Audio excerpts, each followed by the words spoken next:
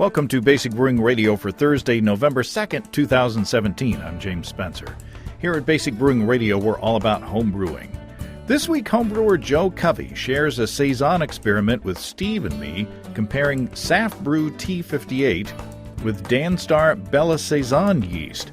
How will the two compare? Stay tuned. If you go to basicbrewing.com, you can find archives of our audio and video shows, our DVDs, our brewer's logbooks, and other Basic Brewing gear. You can follow me on Twitter and Instagram at Basic Brewing and find our show page on Facebook. We have a cool Basic Brewing app on iTunes and Amazon.com, and we're found all over the place where fine podcasts are served up. If you'll do us the favor of rating us on iTunes and maybe leaving a nice comment, that'll help new listeners find us. And thanks to everybody who's done that. Some very kind remarks on there. If you want to put a tip in our tip jar, some coinage in our virtual guitar case, you can go to basicbrewing.com/support. And thanks to everybody who's done so already. I received some pretty startling news yesterday. I got an email from Amazon saying that I had been cut off from the Associates program without warning. The reason that they stated was pretty vague, and when I asked for clarification, they said, "You are incentivizing others to visit the Amazon site by specifying that purchases made using your special links will help to support your website." Let me read that again. Quote, "You are incentivizing others to visit the Amazon site by specifying that purchases made using your special links will help support your website." So let me ask this question. Why else would I put ads for Amazon on my site if it weren't to support my site? Do people just generally put Amazon ads on their websites for decoration or just to advertise a giant corporation out of the goodness of their hearts? I just don't get it. This is really stunning to me because I've been advertising on Amazon or advertising Amazon on my podcast for, a decade or more? I haven't looked it up. And I will essentially keep advertising them because of the hundreds of episodes in my archives that still have Amazon mentions. Thanks to your generosity and time, my Amazon associate link has been quite successful. We've moved quite a lot of merchandise for Amazon through that link. And I greatly appreciate all of you who've taken the time and remembered this podcast while you were shopping online and took the time and clicked on that link. It's meant that I have had a steady source of income to support the podcast without having to hit the pavement looking for advertisers, and it looks like that's about to change. Now, I am very proud of the relationship that we have with High Gravity and the Brewers Publications and the American Homebrewers Association, and I love the fact that they think this program is worth supporting financially. And in fact, they approached me asking to advertise on the show. I didn't court them. So I know that you guys appreciate their support too because you let them know. Now I'm going to have to find more similar symbiotic relationships to keep this podcast going strong. And I don't mind doing that, but it means, more time away from creating content and more time finding advertisers, and it means more advertising time on the podcast and such as that. So I hope you'll understand that. But as Steve texted me this morning, he said, when one door closes, others open. Steve being the eternal optimist. And so we make the best of things and we move on. We'll be just fine. But things are going to change. So a word of advice to my fellow podcasters, keep your Amazon associate link a secret. Apparently it's a mortal sin to promote it in any way. Just let it sit on your website and hope that your visitors think it's pretty and want to click on it to see what it does. So let me disable the sarcasm filter now and talk about something more positive and fun. I got a note from our friend Carl Summerfield down there in New Zealand. He says the New Zealand Homebrewers Conference is on again for March 23rd through 25th in Nelson, New Zealand. It's a beautiful place. This year, the VIPs are Randy Mosher, Denny Kahn, and Annie Johnson, as well as the usual Kiwi brewers, says Carl. And the prize for winning Brewmania, the contest associated with the event, is a trip to Portland for a HomebrewCon next year. Very exciting. So if you're going to be in Nelson, New Zealand, in the Nelson, New Zealand neighborhood, or want to make a point of being there, mark your calendars for March 23rd through 25th. And I can attest it's a lot of fun. Good people down there and good beer. You may know I posted the video this past Friday of our Halloween episode where we tasted my Count Chocula Milk Stout. And I said last week that the beer turned out well, and in fact a non-beer friend of ours said that she liked it. We may have turned her into a beer person. Well, I also gave some bottles to an electrician who did some work around our house, and he took it home and shared it with some friends and said that they also liked it quite a bit, and they're not, crafty beer drinkers. So I'll have to put that beer into the Brew Again file. Let's talk about our good friends and sponsors, Desiree and Dave of High Gravity in Tulsa. I got an email from Adam in Madison, Wisconsin, who owns a high-gravity electric system. Adam says, after seeing your hop stand video, I decided to brew up a batch of that today. The only thing I changed was I added 3 ounces of Carapils and did 3 ounces of Cascade during a whirlpool. Adam says, gotta love the Warthog controller and plate chiller to dial in 180 degrees Fahrenheit. He also says, P.S., Steve will be happy that I'm going to be trying out the sous vide method with that controller very soon. I'm thinking about marinating chicken in vacuum bags and then freezing them for later as well. Very cool. Thanks, Adam. I hadn't thought of freezing marinated meat in the vacuum bags for future use with the sous vide.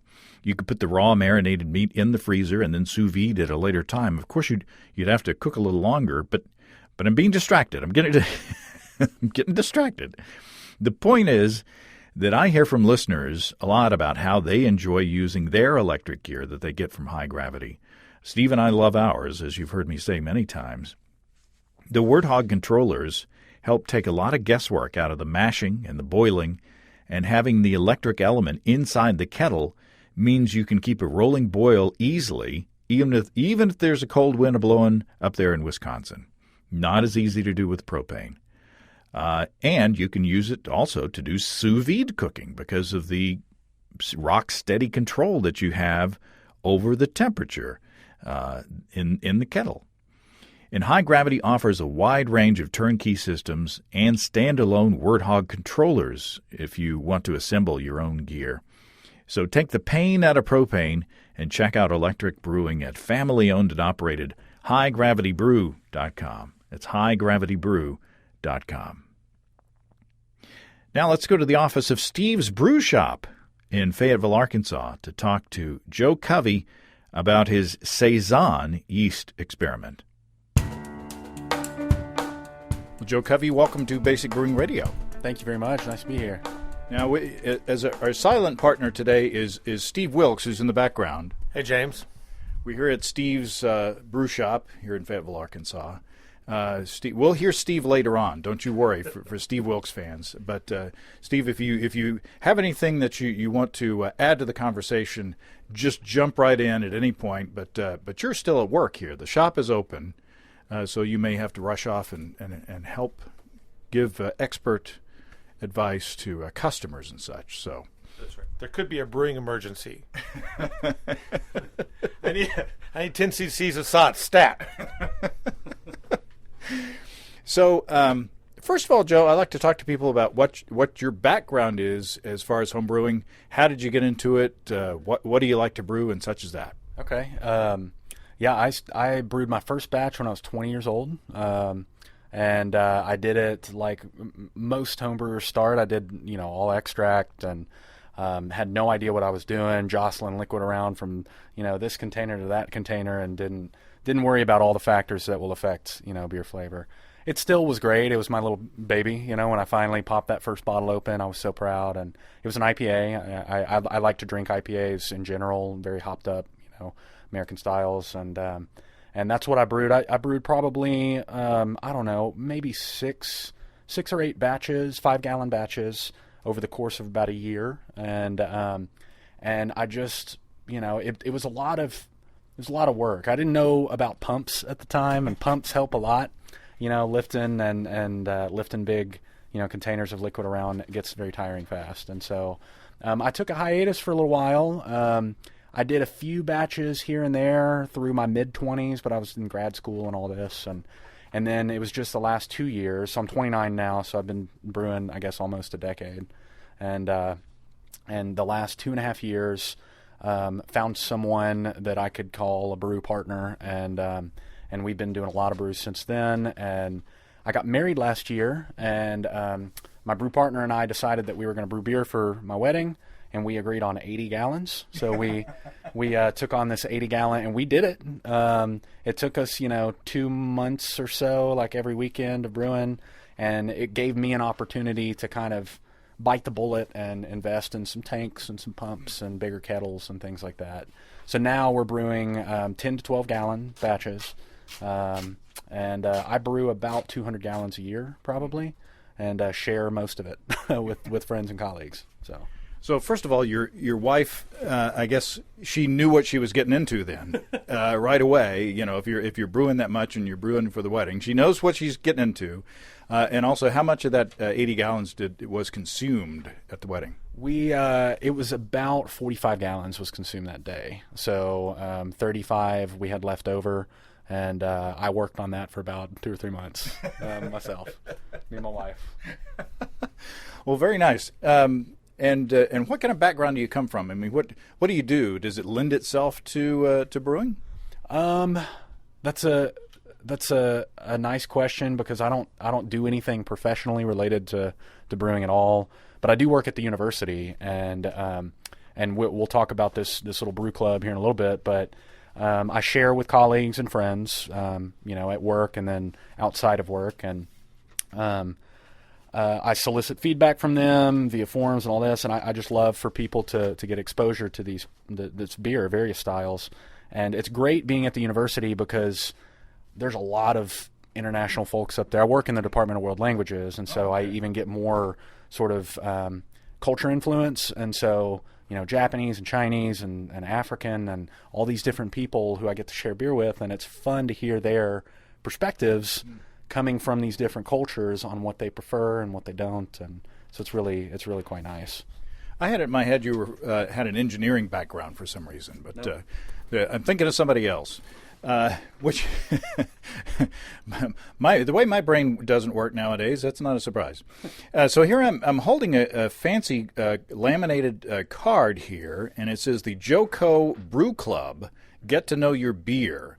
So it looks like something professionally produced and something that you would get, as a subscription kind of a thing. What have you got going on here? So this is the 5th month doing this now. I used to just share beer with everyone, and now I've put together this little brew club to make it a little more formal. I designed these cards myself and print them off, and give a little sort of culture and history lesson with each 6-pack that they receive. The card is just stuck down in the 6-pack, and I do the swing top bottles, and it's a whole sort of experience. Really savor the beer. Take time to sit down and taste it and smell it and pour it and look at it, rather than just swigging back a bottle of your favorite brew. And that's the whole tagline here: is get to know your beer. Help people understand what they like and why they like it, rather than just knowing that they like it. Because beer is amazing, and it's got so much culture and so much history and so much science and engineering. It's just a wonderful mishmash of everything wonderful in the world. So, amen, brother. Now, now on this particular card, we have the Saison or farmhouse ale, and you gave. We didn't get a whole 6-pack, did we, Steve? We got 2 beers. Honorary member. Only 2 beers. Just wanted to point that out. But we had. Speaking of, in 2 days I'll come back for some more ingredients from the next batch, and I'll be sharing with you guys a couple of bottles. Same thing. Experiment with the different yeast strains and all. So that's every month moving forward. I'll be doing it more and sharing more. So. Wow, awesome. So is it an experiment every time? It is, yeah, and I enjoy having 2 separate 5-gallon fermenters and brewing a 10-gallon batch, and it just gives me all the room in the world. Either different dry hopping schedules, different yeast strains, different secondary fruit additions, things like that. Really do a split test every time, and it's not necessarily to look for differences; it's to enjoy the differences and talk about it, so it's fun. Wow. So how many people are in your data set? There's 12. So 12 people. And so it's pretty much the entire 10-gallon batch. I'm left with about maybe 2 6-packs, maybe 10 bottles of beer that I get to enjoy myself. But again, I try and do 2 brews a month. One for myself to keep my keezer stocked, and then the other for this club, the subscribers. So nice. It's the spirit of giving, which I encourage, especially when it comes to beer. But this experiment. So do you gather feedback from your participants in any formal kind of way? There's a Google form that I've built. It's quite simple, but the first iteration was really involved. It was a lot of based on professional tasters, and I did a tremendous amount of research and tried to pick the things that I thought were important and I thought people cared about. But it just turned into a big time commitment, and my response rate wasn't as high as I wanted it to be. So I really lowered that bar and made it very straightforward and simple. Like, would you seek this out and pay money for it in a bar or a liquor store? Or, how would you rate the overall beer in all its, 1 to 10? Simple stuff that really, at first I wanted to gather feedback on all the malt flavors and the yeast flavors and the hops flavors. And first of all, the data was all over the map. I thought that it would help me and, inform me to make better choices on ingredients as a brewer. But really, that's the brewer's job, not the consumer's job. And so I was kind of relying on them, and now I've step back from that and just fish for those responses that, tell a brewer if they're making a good product. And for someone who hasn't been trained in, the beer judge certification program or whatever, that's probably going to be a very intimidating prospect. And, it may scare some people away from trying these experiments rather than just, do you like it or do you not, or do you notice anything different or whatever. So let's start talking about this this particular experiment. We've got a Saison. We had 2 bottles. So what's the difference between the 2 bottles? It is literally the exact same brew, but in one fermenter went the Belle Saison from Danstar. It's from Danstar, right? I forget. Yeah, or Steve is distracted. Yeah, I think I think it is I think it's a Danstar. The Belle Saison, yes. And then what was the other one? The White Labs. It's White Labs. No, it was Safbrew. Yeah. Yeah, the T58. Right. So that's all it is 1 pack of yeast in one fermenter and then 1 pack of yeast in the other. And these were both dry yeast varieties, so it wasn't liquid yeast and all of that. Didn't do a starter or anything like that. Just pitched them and closed it up and saw the results. So. And how were they fermented in the same space? Yeah, they literally they're the SS Brew Tech, the brew buckets, and so they're conical-ish. They've got a conical shape to them. They're not true conicals, but they do stack on top of each other. So it was in a corner of my living room and just let it go for about a week before I transferred to kegs. And talk about the recipe if you don't mind sharing your trade secrets with us today. Right, it's trade secret. I have no idea I'm just guessing every time. That's what I'm doing. So I used just German hops, Hersbrucker, Saaz, and Pearl, a couple of ounces of each, mostly towards the end of the boil, to not bump up the IBUs so much.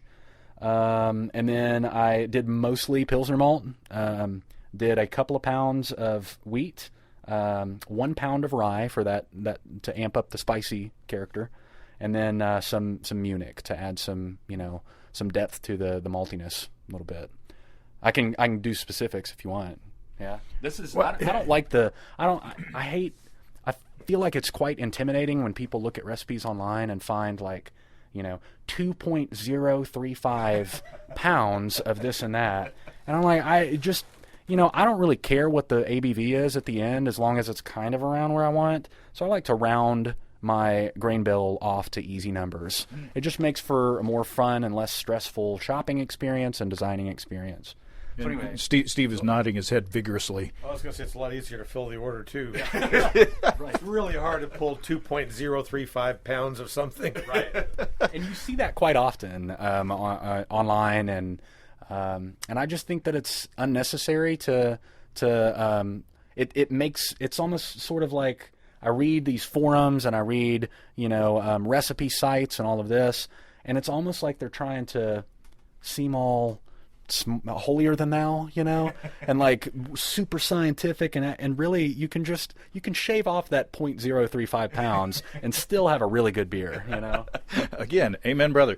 You're preaching to the choir here in the office of Steve's Brew Shop. But let me. I credit brewing software for that, because I think when you get into the brewing software and you've got the thing where it's, it doesn't match the style exactly. I'll pull this slider back just a little bit. Okay, well, that means that I've got, 0.3 ounces of this hop, and, because I'm achieving this bitterness. So, yeah, I think that, there's nothing wrong with brewing software. It's a great help for people, especially in formulating recipes from scratch. But I think that people can get hung up on the details a lot of times. When Steve and I'm speaking for you, but I think I can, we do, it's like even pound of this, half a pound of that, or whatever. And then, whole ounces of this, that, and the other, just because it's easier, and I don't see that much of a difference in shaving off, to the fractions. So anyway, I'll step down off my soapbox if you want to step up. Well, I would just say that I think sometimes what happens is you get a recipe from somewhere, somehow that's been formulated, say, for 10 barrels, and then you use a computer to tell you what that would be the equivalent of in 5 gallons, and then you get these crazy numbers. And so I always like to say, well, a computer would design it this way, but a human would design it X way, and you end up with a more sane grain bill. That's a good point. I couldn't agree with you more there, and I've been hesitant. I love software. I use software every day to do graphic design and web work on behalf of the department up at the university, all this stuff. I love computers, but I think that it can be a crutch for people to so heavily depend and so heavily put all of their brain power into, plugging in the numbers and sliding the sliders around to kind of, match this style, when really you should look at the style and talk to people who have been doing it a long time, like Steve Wilkes over here, and just kind of pick their brain and approach it a little more casually. I think that I learn my system, and I watch temperature closely rather than rely. I check the temperature pretty frequently down inside the mash and at the top of the mat, and I learn what's physically going on rather than watching a computer and waiting for the timer to go off. I'm much more involved in the process, and it's so much more fun that way to just kind of chill out and just do your best on this grain bill, this brew you're about to do, and not be so wrapped up in the numbers and the timing and all of this stuff. And, I hope you guys like the beer, but I think it turned out pretty well. Yeah, spoilers, but yeah, we did. But on the other hand, if you have the personality where it does make you happy to stress out about those things, please do that.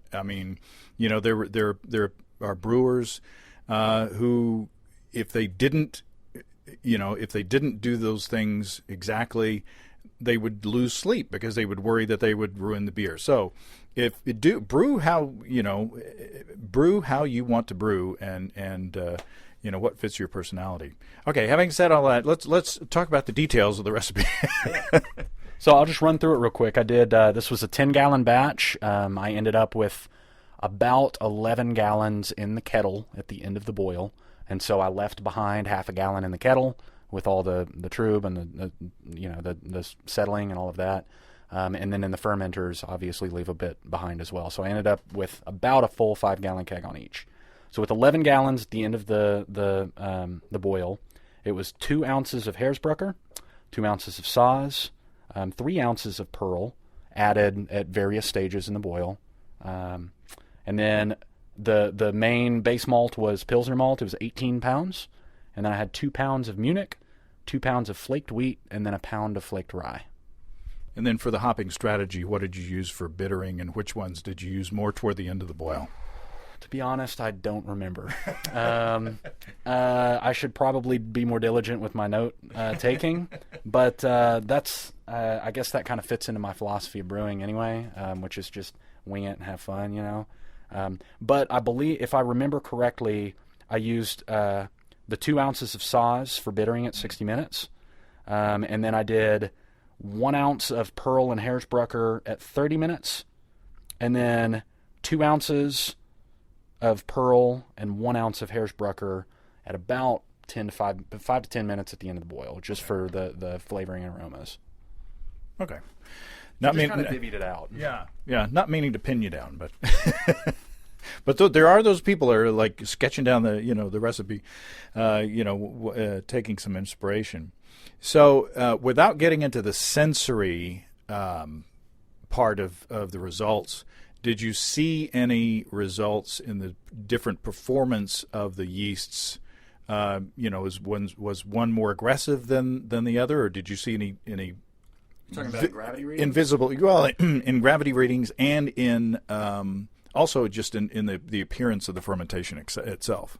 Well, I don't monitor. Many homebrewers use carboys, glass carboys, and I have stainless steel fermenters, so mine are closed. I can't see what's going on. So I'll take a gravity reading at about day 5 normally on ales, and then just check my gravity, and if it's good, I'd put it right into a keg. And so I don't really monitor heavily fermentation as far as visible activity. What's it called? The line, it's Kreuzen is at the top, and then there's the line of gunk that kind of collects at the top of the fermenter. But I think there's some German word for it. I can't remember what it is. The schmutz. The schmutz. Gunk and schmutz. Yeah, that's it. You sound like a fluent German speaker over there. It's 4 years in college. Right. And all you know are beer words. Yeah, right? that's all I know. Yeah. Where's the bathroom? Right. But no real. I mean, they looked quite the same and even smelled quite the same. Pulling the lid off the fermenter when it was time to transfer. But as far as visible signs, not much difference between the two.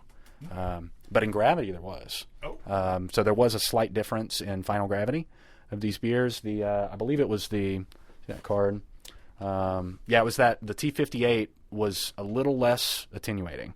So I had a little bit more of a sweeter finish on that product, and so less of those sugars were eaten up, and more was left over. Interesting.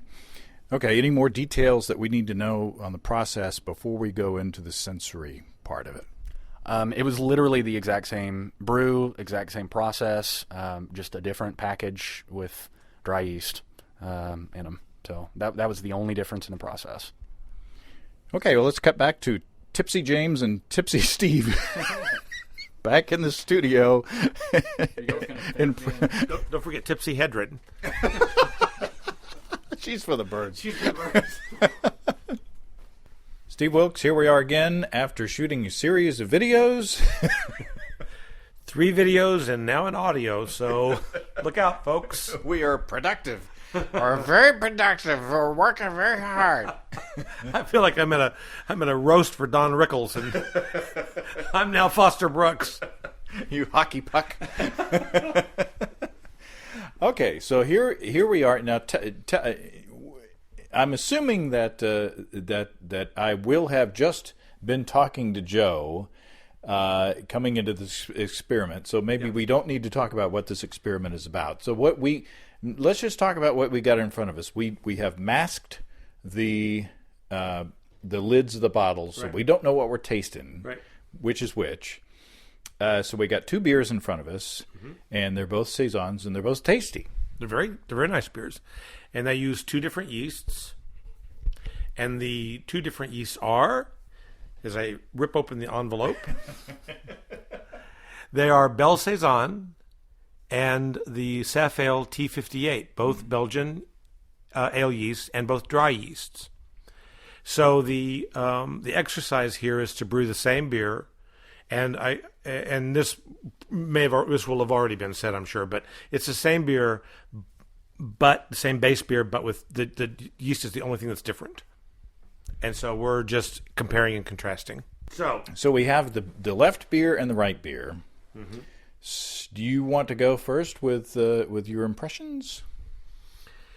Yeah, I'm going to say that the left beer is, and I'm speaking about the yeast character here. I'm not talking about my hop impression, my John Wayne impression, my W.C. Fields, which is actually quite good. I'm just talking about the yeast. I think that the left beer is a little softer, a little less phenolic, a little less spicy. I think the right beer is the opposite. It's a little spicier. It's a little more in your face. It's a little more bitter because the pepper phenols kind of grab me a little harder. And maybe, well, yeah. And so maybe the yeast in the right beer also helps accentuate the hops a little bit, perhaps. That's my impression. That's my first impression. All right, my first impression, and you poured a little more aggressively than I did, so I don't know if that has anything to do with it or not, but the right beer had more, it seems to be a teeny bit more carbonated to me, and it had a more of a head retention. If we even look at the beers right now, the one on the left looks flat, and there's no lacing on the side of the glass, there's no foam residue left on the glass. The one on the right, you can still see even now, even though it's been a few minutes since we poured these and have been tasting them. There's still some foam on the top of the glass or the beer, and now you're swirling them up to give a more. But even when you swirled it, so the carbonation level on the left beer is less. Yeah, so that might enter into it. But I agree with your assertion that the beer on the left is softer as far as those flavors are concerned. I think that they're both in the same family. In fact, you could say that they are siblings. Right. But the one on the right is more so. It's just more of those Saison-y, yeasty, phenolic character. Both of the beers are delicious and very well done. Joe did a very good job on both beers, and I would drink both beers all day long. But now comes the hair splitting phase, where now that we're comparing them side by side, the one on the left is less of a. You want to hear some coyotes? Yeah. Here, wait. Here. Stay back.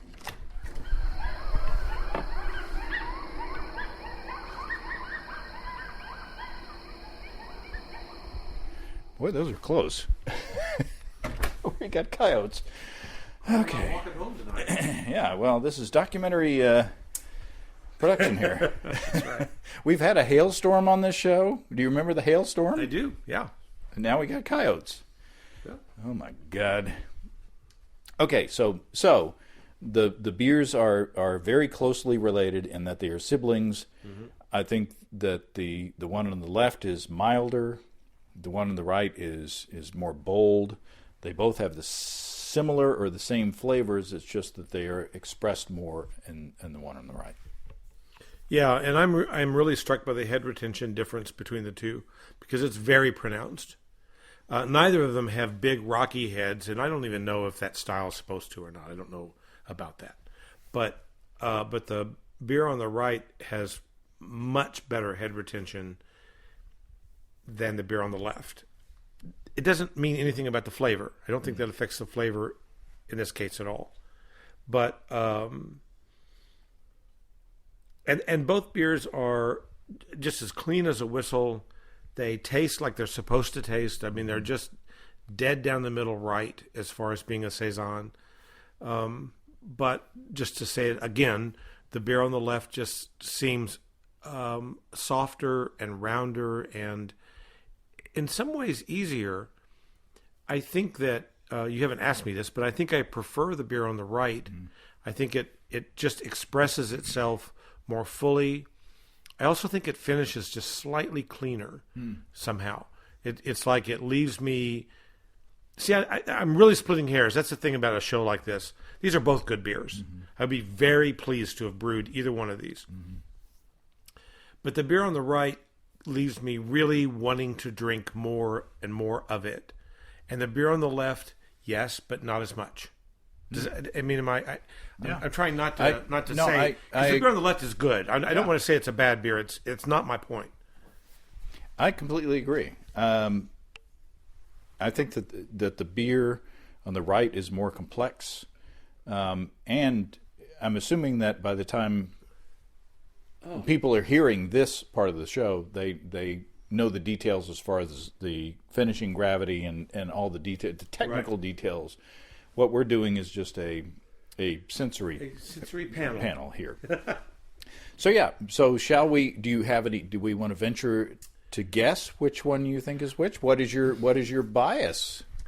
I'm going to take a guess, but it's only based on what I've read that it's supposed to be. And that's my entire knowledge about this. It's what does the literature say it's supposed to be. I'm going to say that the beer on the left is the Safbrew T58, and I'm going to say the beer on the right is the Belle Saison. And then I would say that in my experience, Belle Saison is always bold. I've used it in a number of beers over the years. I like it very much. But I also use T58 in all the Belgian kits I do, specifically because it doesn't knock you over. And if you're brewing extract kits, there's a good chance you're not a quote-unquote seasoned brewer, and I don't want to scare you away. It's a gateway. It's a gateway yeast. I got that one time.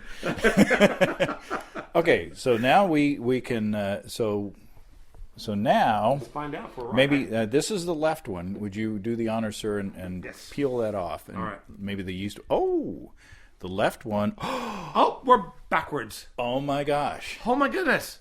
Completely wrong. The left one was the Belle Saison. That's completely the other. Obviously, I feel like we're in an Anison commercial from the 80s. That's right. That's right. Now I have to buy a Chevy. Oh, it's Pepsi. Oh my God. That's great. But that's just really great. I mean, it's just so interesting to my preconceived notion of how these yeasts were going to be. Yeah. Is completely wrong. Yeah. At least in this beer at this moment. Right. Wow. Today, with this set of beers, with this brewer, all these circumstances, we preferred the Safbrew. The T58. Yeah. Wow. Knocked me over with a feather. I'm telling you. Wow. I'm flabbergasted. I'm very surprised. I assumed that the one that I preferred, the one on the right, was gonna be the Belle Saison. Wow. When it was the T58 that was the Bella of the Ball. Well, I got nothing. Maybe that's appropriate. What a great experiment. No kidding. Wow. I'm very surprised at that. I mean, everything I've ever thought about how these yeasts would express themselves was that the Belle Saison would be the more flamboyant yeast. And at least at this beer, this recipe, it's not. Huh. Well, that begs for another experiment, you know. It definitely does. All right, Joe. Yeah, one result is not not a conclusion. It's just a data point on the graph. Well, and I do want to say as a disclaimer, since I sell both products, that both beers are very good. Yes. I mean, and other people may have a completely different take on which. It's not a matter of better. Right. We're talking about different. Right. They're both really good beers. Yeah. Yeah. Yeah. If I'd brewed either one of these, I would have been perfectly happy. They're both delicious beers. It's just a matter of preference between the two. And wow, I always love it when my perceptions my boundaries have been expanded. That's right. Unlike my waistband. Well, that happens at the same time. Thank you, Steve. Thank you, James. So there you go, Joe. We were shocked. We were very surprised. Did you have similar results on your own palate, and did you have similar feedback from your data point people? I definitely had a preference, a personal preference, and I definitely had different preferences among the brew club members. But as far as surprise, I mean, I wasn't necessarily quite as surprised as you guys were. But again, you guys have a much longer history and experience with brewing in general, and so maybe that's where some of the surprise factor came from. But I personally liked the more phenolic, the more peppery, spicy bite from the Belle Saison yeast, and that sounded like a surprising. Well, we found that the we found the T58 had more of the Saison-y spicy character than the Belle Saison. So we had that's why we were kind of. I hope the dots didn't wear. Did the dots? No, the dots are still on there. Okay. Good deal. Maybe we got. You should have given us a full 6-pack there, Joe. So maybe it was just those 2 bottles, or maybe it was just our palates that day. But they were very close. But we definitely had a preference for the T58. Yeah, and it was about half and half. From a lot of them really liked the and I'm a little surprised that you were thinking that the T58 was a little more phenolic and spicy. That was the preference of about half of the 12. They loved that spicy, peppery, farmhouse classic Saison flavor, and the other liked the more subtle, muted variety. And I like the spicy character, so I preferred the Belle Saison. But again, I mean, it was all over the map. So, well, it's interesting. There was a difference in our set. There was a difference in carbonation between the 2, and I don't know if that was across the board. So you asked about process differences. That there might be a slight discrepancy between those 2 beers, the carbonation level, in the process. So I don't bottle condition. I force carb, and specifically I run it through a carbonation stone, so I can get it carbed up quite quickly, and then I let it set under pressure for about a day, and normally it's good. So maybe it didn't flow quite as quickly, or maybe I gave it 10 more minutes in my assembly. The other one, not quite sure, but that might have been the discrepancy there. It's not a natural process that I'm relying on. It's not bottle conditioning, so that might have been the difference between the 2 levels, but it could have been in the yeast character. Not really sure. What do you guys think? Honestly, I don't know. I don't know why, but there definitely was a difference between the 2. But there's so many variables that you just described that there'd be no way to guess why they were like that. And I don't have enough, experience side by side with these yeasts to say, well, that one produces a better head or not as good. I just don't know. So was it in carbonation level, or was it in the head retention? I mean, I know the 2 are related, but carbonation, you can still have a nicely carbonated beer with a really small head on air, We did notice a difference in head retention as well, because we kind of swirled up both of them, and the T58, I believe, had better carbonation and better head retention as well. And I do remember that from my own experiences, that one just seemed a little fluffier and effervescent and carbonated than the Belle Saison. I just wonder if the carbonation can give a spice, can give a peppery, a character to the beer. If you want an example of that, you drink a Pepsi or a Coke straight out of the bottle or the can, and it's got a real bite to it. However, if you shake it up or if you swirl the carbonation out of it, it's very, very sweet. So that's just an indication that carbonation can give a flavor component as well. So these two were they're close together. You could tell that they were the same family, if not just the same yeast, the strain that began from one source and has been taken from two different companies now, and has they've grown up in their process over time.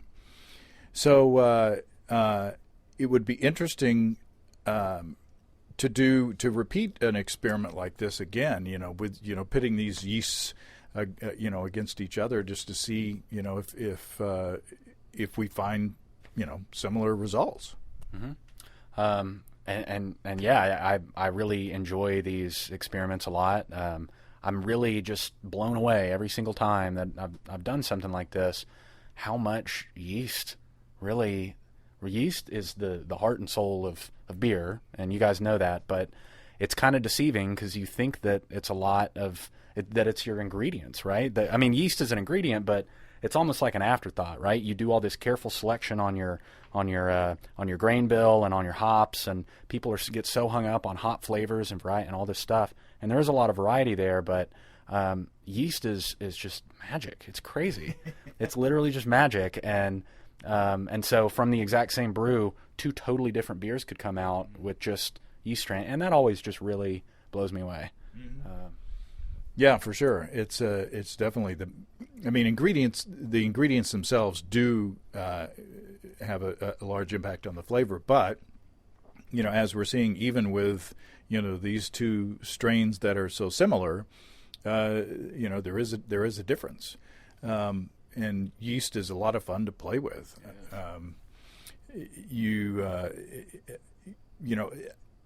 It would be fun to do a similar experiment. Maybe Steve, you and I can cook something up. We love saisons. It'd be a good one This could be for any style, and doing these same yeast experiments. It's nice. Even for people doing 5-gallon batches, which is pretty typical to start with. Just selecting fermentation buckets that are smaller, or you could even use your other one, buy one extra, and start experimenting with these yeast strains. It's just amazing, and it's an easy experiment to do. Mm-hmm. The brewing is the longest part. It's easy to open up a pack and throw it in the fermenter, and so just doing that one simple action can really get you well versed in yeast, and it's just amazing to see the differences. Amen, brother. Again. Well, this has been fun, Steve. Anything else to add to the conversation? Maybe not so much. Just to echo what Joe just said. I think it's very enlightening to mess around with all the ingredients, whether it's hops or it's grain or in this case it's yeast. And yeast really does make a big difference, and it's kind of inspiring me to think through it a little better too. I get asked every day, maybe 20 times a day, well, which yeast should I use? And of course I have my favorites. I have the things that I've relied on over the years. But could I say for exact sure that Nottingham and Windsor are going to taste a little different, or SO4 and Windsor, or in this case T58 and Belle Saison? So in some ways the same yeast, but we're learning through experiments like this that they're not the same. And it's very interesting. Doesn't mean that either will give you a bad beer, but you might fine tune your own palate even more, and not just rely on jokers like me. And they were both delicious, as we said in the tasting as well. So, all right. Well, thanks, Joe. Thanks for including us as honorary members in your beer club. Thank you, guys. I appreciate it. But I want to know when I get a Dakota ring. Because if I don't get that pretty soon, I'm not going to know what to do with the Ovaltine. Check your cereal box next week. Yeah. Okay. All right, guys. Thanks. Thank you. Well, thanks again to Joe and to Steve, of course. Yet another homebrew experiment that poses more questions than maybe answers. We were divided on the results, it seems like. So that means we have to do it again, and I'm going to put it on my to-do list for brewing very soon. I was surprised at how, sort of similar those two strains were. If you have feedback on comparing the two strains, if you've done some brewing with each of those, drop me a line and let me know what you came up with. If in the meantime, if you have brewing questions, show suggestions, or just want to say howdy, write to james@basicbrewing.com, or just fill out the contact form on basicbrewing.com, and please don't forget to tell us where you're from. Check out our support link where you can throw a couple of bucks into the tip jar by subscribing financially to our podcasts. Be sure to check out our DVDs, Extract Brewing and Partial Mashing, Stepping into All Grain, Low-Tech Lagering and Decoction Mashing, and Introduction to Wine Kits. You can find them all on our site. You get a free Basic Brewing bottle opener with any DVD combo, and you can check out our Basic Brewing shirts in the store as well. You can find our logbooks where you can track and log up to 50 batches of beer. Check all those out at basicbrewingshop.com. Don't forget you can also join the American Homebrewers Association or subscribe to Brew Your Own magazine through the associate links on basicbrewing.com.